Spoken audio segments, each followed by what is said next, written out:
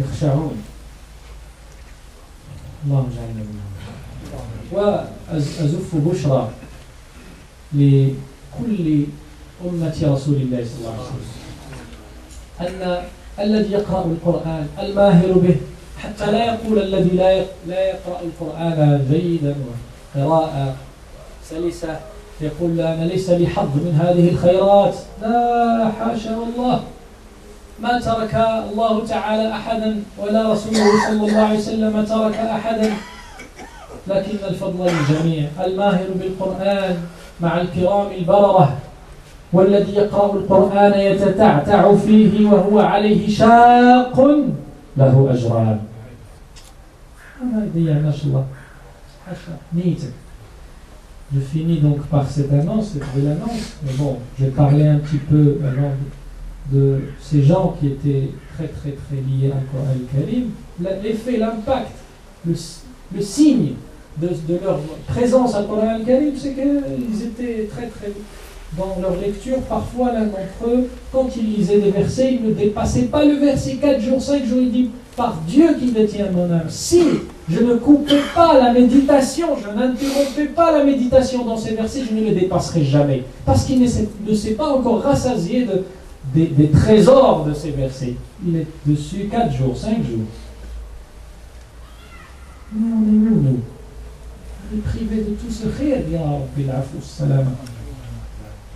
C'est-à-dire qu'ils étaient au paradis. Quand les gens rentrent chez eux, tout le monde dort, les gens, chacun fait ce qu'il fait.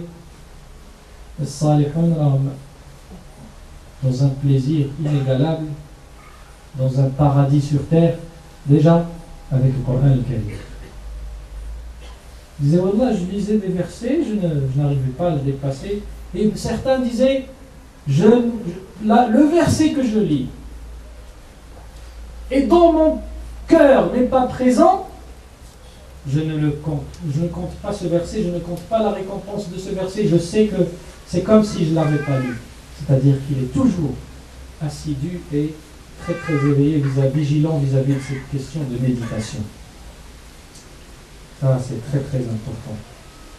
Et puis notre prophète bien-aimé, sallallahu alayhi wa sallam, qui a lui-même reçu la révélation, c'est lui qui nous a transmis le khayr, le Coran al-Karim, grâce à lui, il avait l'ange Jibril alayhi salam. Pourtant, il vient un jour chez un sahabi, il dit, récite-moi quelques versets. Le sahabi commence, il est étonné, il dit, Rasulallah, je lis le Coran, je te récite le Coran, alors c'est toi qui as reçu la révélation? C'est toi qui as reçu le Coran? Il dit, j'aime bien l'écouter aussi. J'aime écouter le Coran. Ce plaisir d'écouter le Coran, le prophète sallallahu alayhi wa sallam ne veut pas s'en passer. Et puis ce sahabi commence à réciter jusqu'au point où il arrive à un verset. إن تعذبهم فإنهم عبادك وإن تغفر لهم فإنك أنت العزيز الحكيم على لسان سيدنا عيسى عليه السلام. يوم القيامة يتبرأ من هؤلاء الذين قالوا أأنت قلت للناس اتخذوني وأمي إلهين من دون الله قال سبحانك ما يكون لي أن أقول ما ليس لي بحق إن كنت قلته فقد علمته تعلم ما في نفسي ولا أعلم ما في نفسك إنك أنت علام الغيوب إن تعذبهم فإنهم عبادك وإن تغفر لهم فإنك أنت العزيز الحكيم. Le compagnon, il a entendu, il a récité, il est arrivé à ce verset où Sidna Isa, Jésus alayhi salam, devant Dieu subhanahu wa ta'ala, Dieu lui demande, est-ce que c'est toi qui as dit aux gens de te prendre et ta maman Umna alayhi salam, comme Dieu, mis à part moi, il dit non, j'ai pas dit ça. Tu sais ce que j'ai dit, je ne dirai pas les choses dont j'ai pas le droit. Si je l'ai dit, tu l'aurais su d'ailleurs, tu le sais d'ailleurs. Je ne leur aurais dit que ce que tu m'as demandé de dire. Si tu les châties, si tu les punis, ce sont tes serviteurs. Si tu leur pardonnes, tu es certes le fort, le puissant et le sage. Le sahabi qui récitait ces versets lève la tête, il voit le professeur en train de pleurer. Le professeur me dit, Vous voyez, le fait aussi d'écouter, de vivre avec le Coran Karim, c'est important. Et puis je finis par dire une chose très importante, parce que certains se disent oui, moi je suis francophone, je lis, je ne lis pas, ça c'est grave, il faut faire l'effort d'apprendre pour lire déjà au moins le Coran. Arriver à lire le Coran, c'est un objectif ultime dans notre vie. Et puis s'il lit difficilement, il dit tout ça, tous ces mérites, tout ce qu'on entend, voilà, c'est pas pour moi, moi je suis un simple petit francophone, je ne sais pas lire, malheureusement je ne suis pas touché par tout ça. Non, non. Notre prophète bien-aimé, et d'ailleurs là, cette belle religion ne délaisse aucun sur le chemin.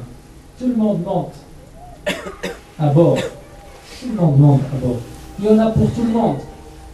Pour les faibles et les forts, pour ceux qui sont malades et ceux qui sont sains, pour les pauvres et les riches, pour les petits et les grands. Tout le monde a sa récompense. Le prophète nous parle de celui qui lit à la perfection le Coran Karim. Il dit celui-là, il est avec le Kiram, avec les anges. Il a un niveau ô combien important, un grand degré de Jannah. Il a beaucoup de mérite parce qu'il a fait des efforts, des études pour apprendre à lire correctement le Coran. C'est la parole de Dieu. Et puis, il a dit, celui qui lit le Coran alors que c'est difficile pour lui, c'est très contraignant, qu'il ne le lit pas d'une manière fluide, lui aussi, il a 2 fois la récompense. Sallallahu alayhi wa sallam. Vous voyez, personne n'est privé. Mais ça dépend de toi et moi. Qu'est-ce qu'on veut de cette vie ici-bas? Si on veut Dieu et la vie dernière, retrousser ses manches, prendre de bonnes résolutions. Inch'Allah, après, donc maintenant, avoir une liaison, une bonne relation avec le Coran Karim. Vous voyez, dans les mosquées, ici même et ailleurs, et dans les instituts, il y a des gens qui donnent de leur temps pour apprendre le Coran Karim, pour apprendre des règles de lecture, pour aider les autres. Nous sommes une communauté marhouma, bénie, parce qu'on s'entraide. Bonne année, asseyez-vous, profitez, le temps, faute de temps. Ça, c'est une fausse excuse. On trouve le temps de faire tout. Il faut trouver le temps de construire sa vie dernière. الآخرة معاشر الكرام. أرجع إلى حدث وقع اليوم. أو الباب. أن الله تبارك وتعالى بعزته لا يمهل الظالمين.